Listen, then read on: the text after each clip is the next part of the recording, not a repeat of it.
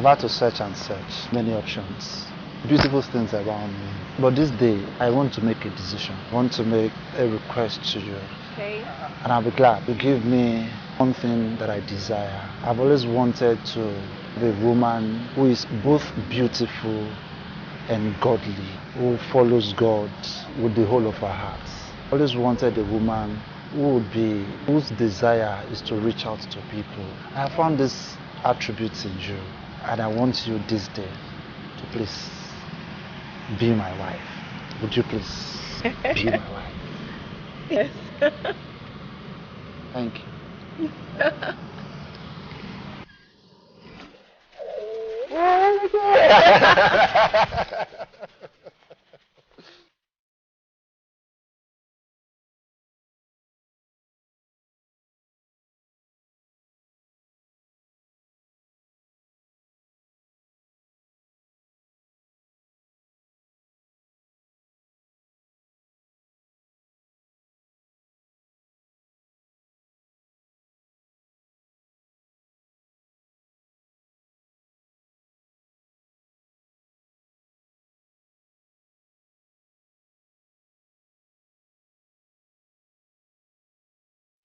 Yes, my name is Femi Osareme. After a long time having to search and wait as a young guy, I decided the same way the Bible says, I decided to launch into the deep and take that bold decision. Um, it happened in my usual, because of course I'm based in Lagos, but I come to Shagam to say hi to my mother. So what was in one of those visits to my mom that I actually met her. It happened that I came to, of course I attended Winners Chapel. Now we came to church normally, and on a Wednesday meeting, I noticed that there was a woman, a young lady far by my right hand side. My name is Shukwe Ololade, soon to be Mrs. Osareme. I met him at a point in my life, at a very low point in my life. I thought I had something great going on, but God told me to break it off. That was not His plan and His purpose for me. It was a tough decision, but I'm the kind that I put God first in everything that I do. So 2 weeks before then, I was washing the toilet. Then I because that's the part I wash in the sanctuary cleaning part. So I asked God, I said, God, please, I want to meet my husband. Although then I told myself I wasn't ready for relationship until the next day because I really wanted to wait. But at the same time, I was curious to know who God had for me. At least the beautiful person He had for me. 2 weeks later, fast forward 2 weeks later, I was in church after sanctuary cleaning. I wanted to I wanted to come in for the normal closing prayer. Then I saw this guy. Like my mind was like, wow. I don't like telling him that part because his head usually shows. Then I moved to the front.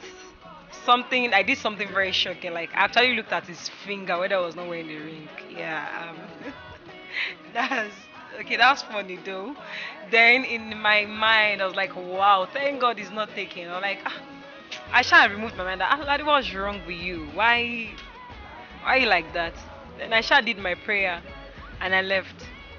I'm not sure if she cited me, but I made notice of her by her rare beauty and her compactness too. So I wanted to make the move that Wednesday service, but I was taken aback because immediately after service, everybody just went, and I didn't want to. I just felt that wasn't the proper time to make the move to becoming a friend. And also, the next time I met her was on a Saturday.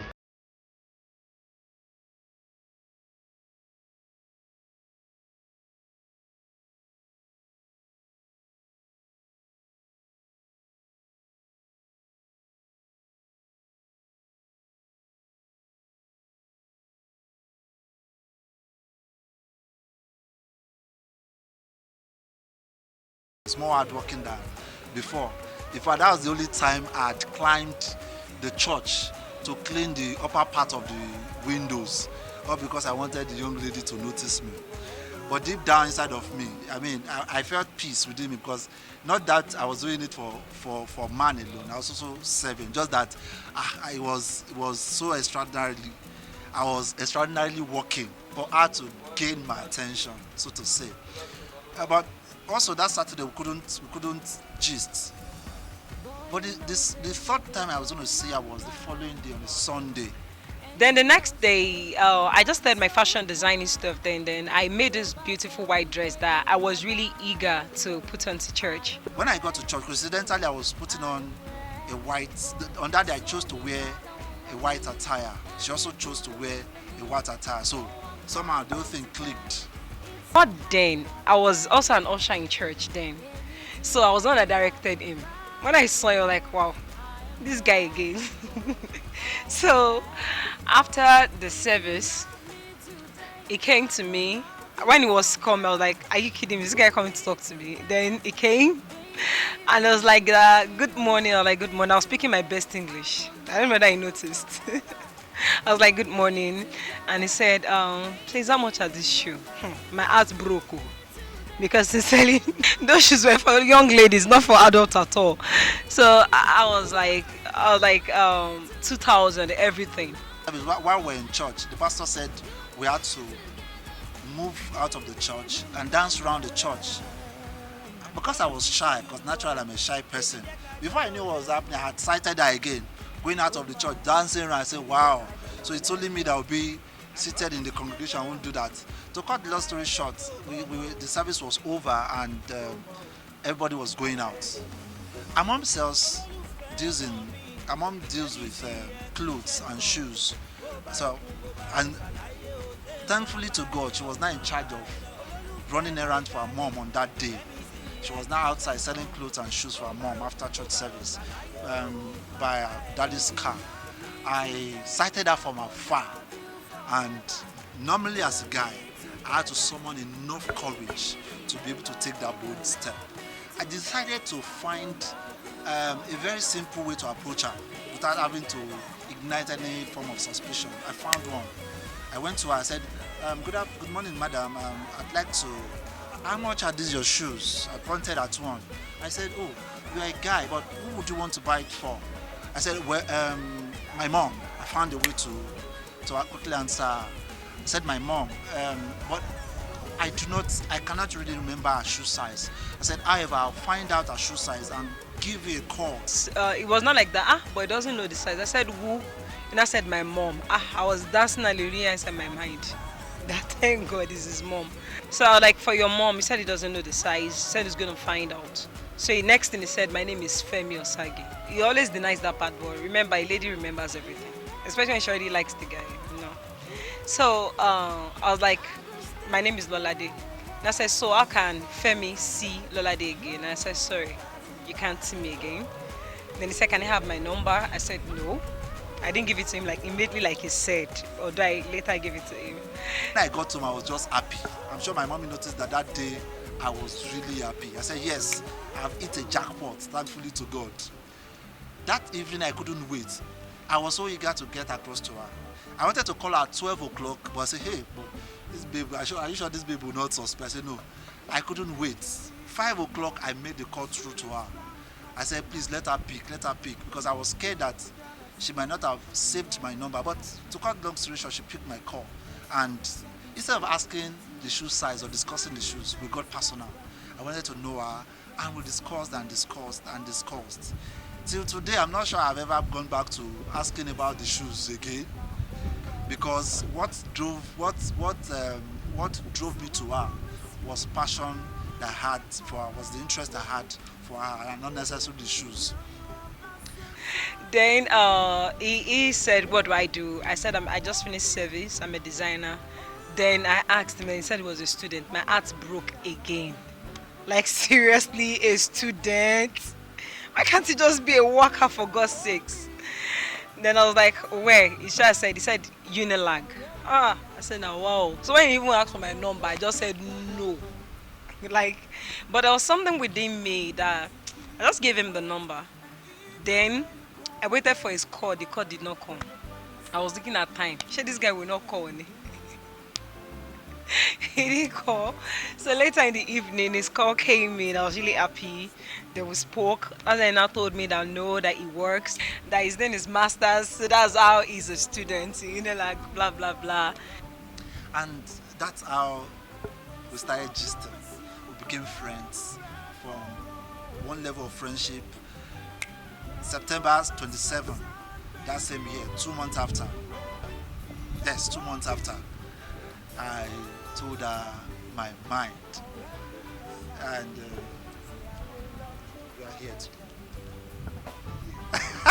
So from that day on, we kept talking. But I did one small shakara then. He was on leave. So he said he wanted to see me. I said no, that we could only say in church. So from the way we spoke most of the time, I never got to see him. He was to resume into this time. So when he went back, I sort of missed him. I was like, how are you doing shakara? I should have tried seeing him. He left Thursday, he came that Saturday. He actually got to church 6 a.m. that day. I had to ask him, why did you leave Lagos? He was laughing. So things were fine. I was starting to like him. Around September, then he wanted a yes. First time he talked, I told him no. Then he said he's not the type that when I say no, that he would stop. I was not sure whether it was just me liking him or whether it was what God really wanted for me. I didn't want to go into it and God telling me it's not him. It's emotional breaking. So like I wanted to be sure. Sent me a text, and it was actually that text that actually turned my mind. Like I knew that if I told him next day I'll give him my answer. But while I was praying, I heard in my spirit that if I waited that long, I was gonna lose him. And to a point, I got to know that it was who God wanted for me.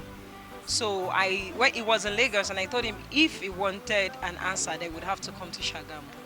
So when it was chance to come, he came. I told him to go before the altar and talk to God on how he was going to treat me. And he did. And I also went to the altar and I spoke to God on how I was going to treat him. And that was it. So in the evening, to me, I felt I had already said yes. He said, sure, you've not said yes. And that was 27th of September. So I told him yes officially, and from that time, it's been good. It's been an awesome journey, the best I've ever experienced. So that's it.